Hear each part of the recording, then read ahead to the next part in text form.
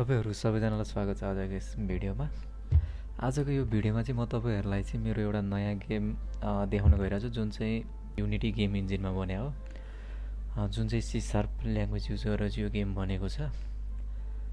र गेममा चाहिँ सुरुमा तपाईहरुले यो म्याप देख्न सक्नुहुन्छ हैन। यो म्याप चाहिँ डाइनामिक छ, यसलाई स्ट्याटिक बनाएको छैन।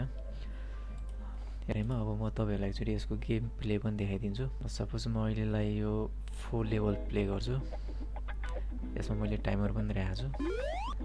यहाँनिर यो देख्न सक्नुहुन्छ यो कुखुरा चाहिँ हिँडिरहेछ र यो मेरो स्कोर चाहिँ कम्प्लिट भयो। फेरि रिस्टार्ट गरौँ। र यसमा ब्युटिफुल युआई पनि छ यसमा जुन हेर्न सक्नुहुन्छ। यहाँनिर लिडर बोर्ड अहिलेसम्मको टप 10 प्लेयर को छ त्यो पनि यहाँ देखाउँछ। यसलाई चाहिँ मैले फायर बेसमा कनेक्ट गरेको छु। र तपाईलाई यहाँनिर साउन्ड चाहिन्छ भने साउन्ड पनि राख्न सक्नुहुन्छ हिसाबले तपाईले गर्न सक्नुहुन्छ। यो चाहिँ